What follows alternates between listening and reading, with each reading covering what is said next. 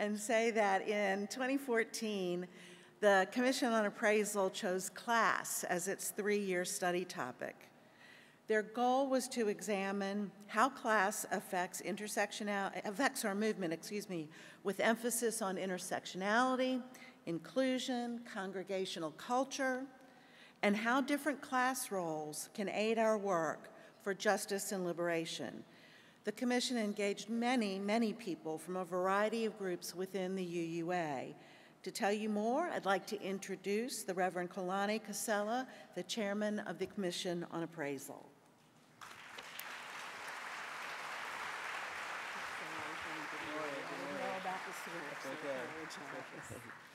Good morning, everyone. Looks like we're having a really good time this morning. We're on a roll, having some really good church up in here. So let's keep it rolling and let everyone in the Great Hall say, "Blessed be." Blessed be. Let everyone in the Great Hall say, "Ashe." Ashe. And finally, let everyone in the Great Hall say, "Amen." Well, I am Reverend Kalani Casella. I hail from Tampa, Florida, and I'm the chair of some Floridians in the house. And I am the chair of the Commission on Appraisal. The Commission on Appraisal is an independent study group of the UUA whose members are elected at General Assembly. And our task is to investigate an important issue facing the association, reflect upon our research and our findings, then report back to you, our constituency. This GA, we are here to share our most recent report titled Class Action, the Struggle of Class within the Unitarian Universalist Association. And we've concluded that class affects the ministries of the UUA at every level, from the vision of who we believe we are called to be and live out our principles and values, to the senior leadership of the institution. And while I'm at it, let us give a hand to the 3 presidents who have done such a great job for us today. Amen, amen. And it goes on to the members of our congregations and their friends and family who make us who we are. Class has many intersections, from socioeconomic status to gender and social orientation to age and ethnicity and vocation. The intersections are infinite.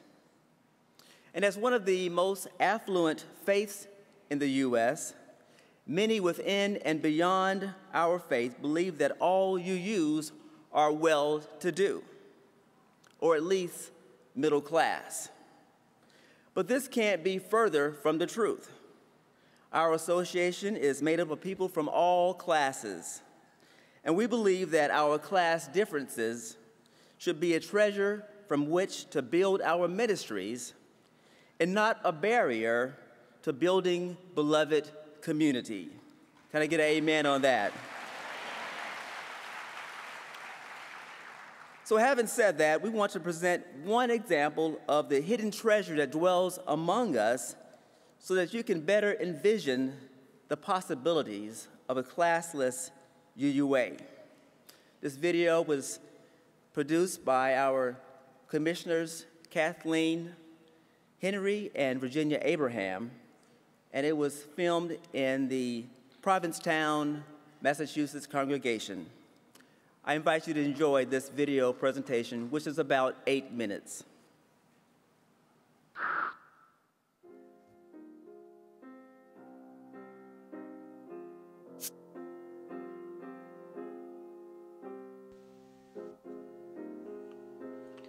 For Unitarian Universalists to fully address class and classism, acknowledging the reality of intersectionality enables us to look beyond poverty and economic status for other sources and causes of oppression.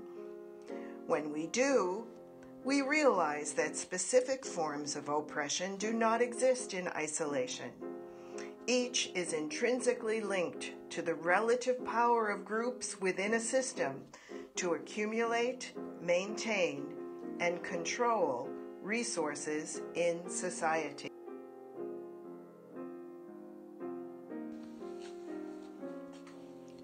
We commit to overturning oppression, to confronting systems, and to be aware of the intersectionality underweaving society. And yet, we acknowledge it is the person-to-person, day-by-day relationship building that creates the foundation that changes the world. One person at a time, one pew at a time, until, in time, we all are one. Person to person, pew to pew, people to people. Jane and Bruce, best friends, from the Unitarian Universalist Meeting House in Provincetown, Massachusetts. Jane is an heiress. Think Downton Abbey style for childhood birthday parties.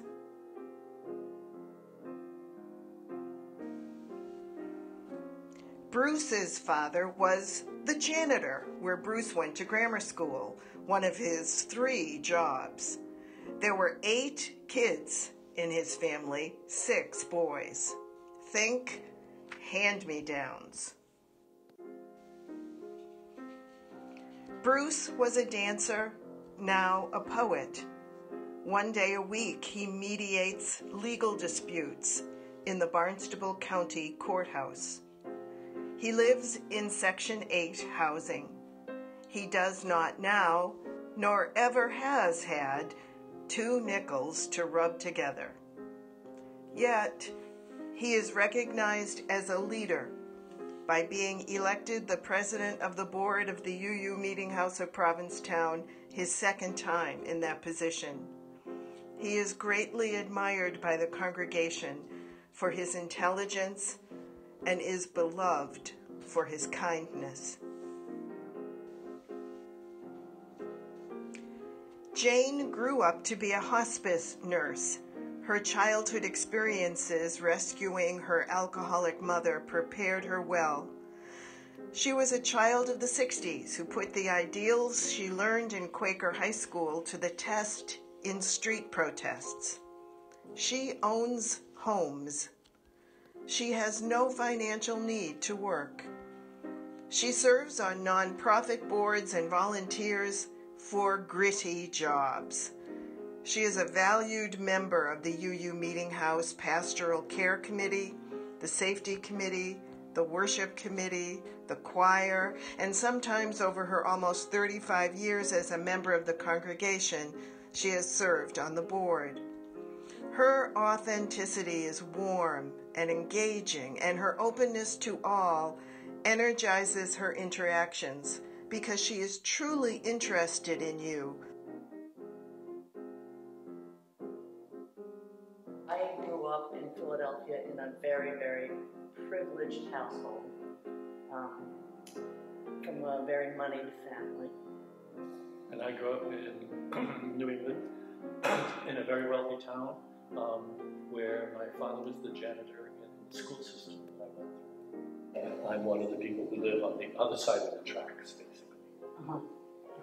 And I grew up in a very wealthy neighborhood and was probably wealthier than 95% of the community. Childhood was really rather difficult. My mother was a major alcoholic, and there was a lot of craziness in my family, and I escaped that through nature and through the dogs, and we share that. I mean, we walk our dogs together all the time. Yeah, and it's interesting because although there wasn't alcoholism in my family, because the 8 of us were living in on one floor where 6 brothers shared a bedroom together. I would escape because the energy in the family was always either electric hollering and screaming or electric laughing and fooling around, and so I just needed some peace. So what I did is I'd Go outside. go outside, I'd climb on the garage roof and hide up there, or I'd go out to the woods. So eventually, our lives brought us to here, to Right. Providence. Right. I came to Provincetown because I was told I was going to be dead in 2 months. And at that point, since I didn't drop dead in those 2 months, I had lived right across the street here from the AIDS support group, and they asked me one day to volunteer.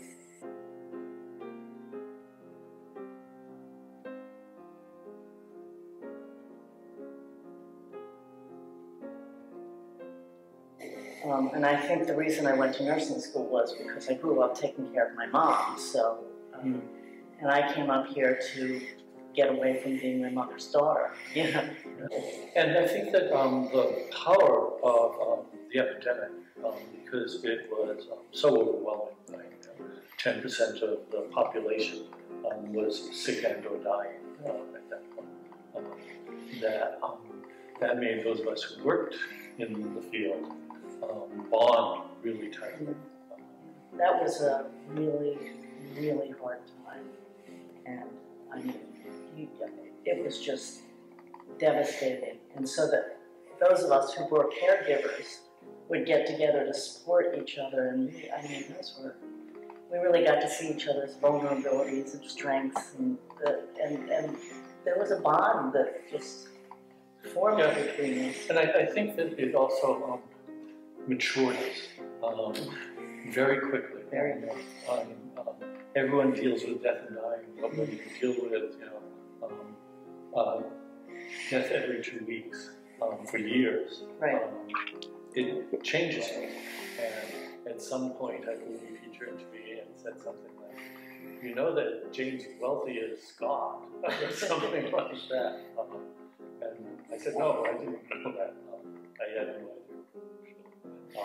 And because being a well-educated white male and living a life that could fly under the flag of white privilege, there was no evidence of difference between us. Right. Yeah, I think it was a long time before I really realized But I'm dirt poor. Yeah, really hard. Yeah, right. And for me, I've often said that it's harder to come out as a rich person than it is as a lesbian.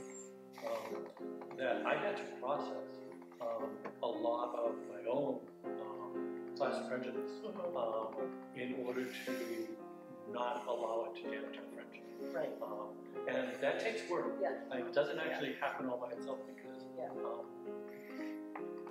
in our culture, class bias exists in both directions. It does. And coming from my direction, I knew I had bias about people who were wealthy. Well, because it's absolutely true that wealth is power. And it just, because I was born into this family, I get to be more powerful than others. Yeah. It's a truth. No, and I think that from the perspective of being poor, that you live under the quiet belief that there's no way that someone with wealth could understand what your life is, and vice versa. Right. Well, you were saying something about the food that you grew up with and asked me like what my mother cooked, and I was like, what? My mother didn't cook. We had a household staff. Dinner was served by a butler. So, I mean, there's a big difference. Yeah. But, I mean, it took years into our relationship where we could be comfortable enough Oh yeah. where I could say, like, something like that, and we would laugh about it. That you have constructed a life in which most of your time is spent either in nature and living with Jen, your wife, or doing things for the community. And we both seem to have chosen that that's how we're going to formulate our adult identities, separate from our childhood heritage. And it's interesting, the composition of our board here at the meeting house, because in most organizations, the board is comprised of people who are considered major donors, you know, and that just doesn't exist in Provincetown. And at the meeting house, we really aren't a group. We are both on the board, but we aren't a group that is formed around how much we're going to give financially. It's more, I think that this congregation and this town, you know, are really very different, and it's more based, it's more talent based. It's been a journey, and I feel every day fortunate, and you know, I love you like a sibling, and there isn't anything you don't know about me, and vice versa. No, it's true.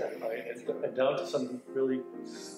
Yeah, we know each other very, very well. That's true.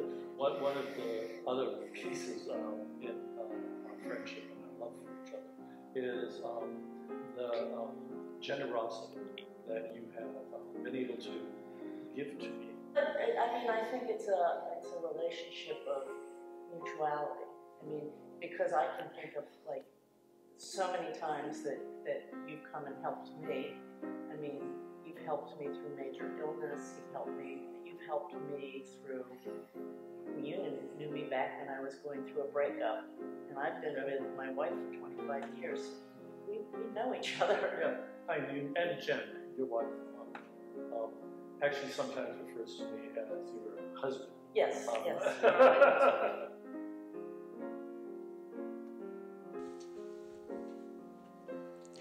In the early 1990s, and continuing for years, the Unitarian Universalist Meeting House of Provincetown volunteers took care of hundreds and hundreds of AIDS patients. They nursed them and saw them through their dying. The UUMH held their funerals. Bruce came to Provincetown when he was told his AIDS would kill him in 2 months. When it didn't, he became a caretaker.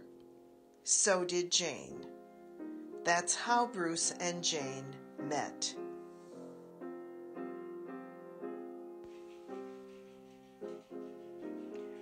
Person to person, pew to pew, people to people. One person at a time, one pew at a time, until, in time, we all are one.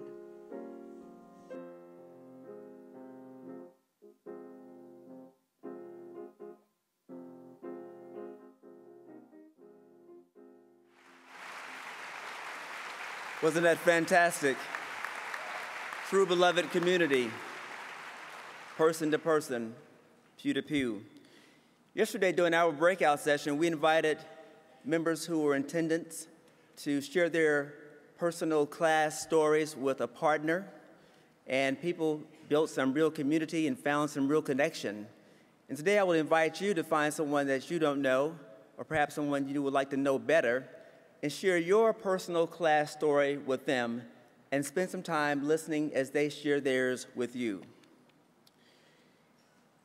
We also want to invite you to explore our report, Class Action, which is on sale in the GA bookstore, and you can also buy it online from Skinner House. Buy a copy for yourself and buy a copy for someone in your home congregation. Now, I'm also, in addition to a minister, an educator. So I want to give you some homework. And that is, are you ready? Are you ready?